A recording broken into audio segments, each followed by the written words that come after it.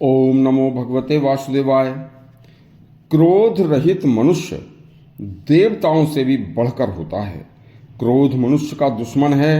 जो व्यक्ति क्रोध और धैर्य से परिपूर्ण है, अधैर्य से परिपूर्ण है, जिसके अंदर ना क्रोध है और ना ही किसी प्रकार का धैर्य खोने की कोई बात है, तो वह व्यक्ति, क्रोध रहित व्यक्ति देवताओं से भी बढ़कर है। एक सच्ची कहानी सुनिए।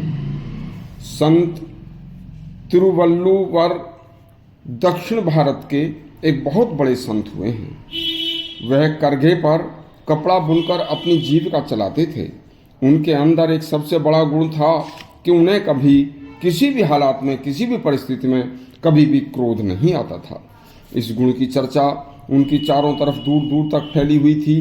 तब कुछ शरारती व गैर संस्कारी लड़के आपस में बोले कि हम यह तय करके चलते हैं कि हम आज संत तिरुवल्लुवर को हर हालत में गुस्सा दिलाकर मानेंगे।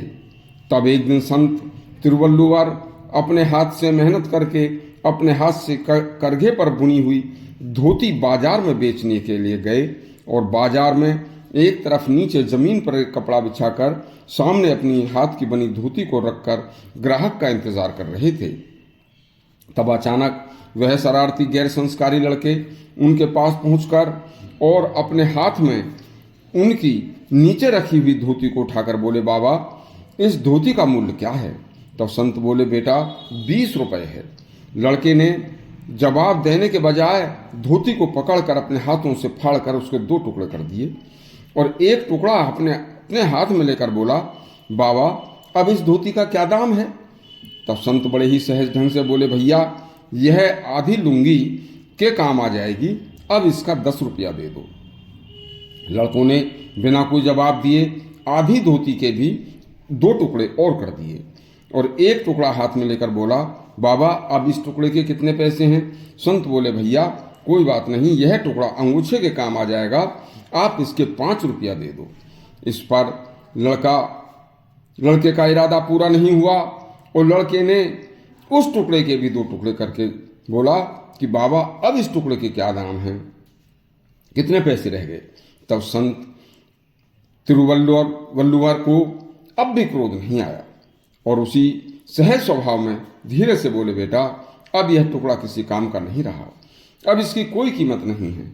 इतनी मेहनत से बनाई धोती जिसे बेचकर एक संत अपने परिवार की जीविका के लिए अन्न व घर की जरूरत का सामान खरीद कर ले जाना था, उसकी आंखों के सामने शरारती गैर संस्कारी लड़कों ने फाड़ कर नष्ट कर दिया।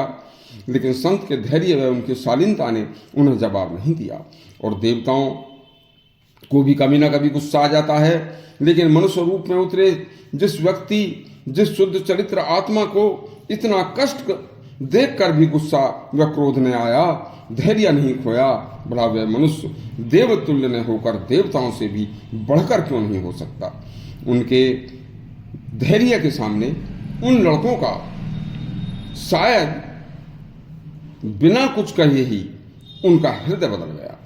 उन्होंने संत के चरणों में गिरकर क्षमा मांगी और फिर कभी ऐसा बुरा कर्म न करने की कसम खाई।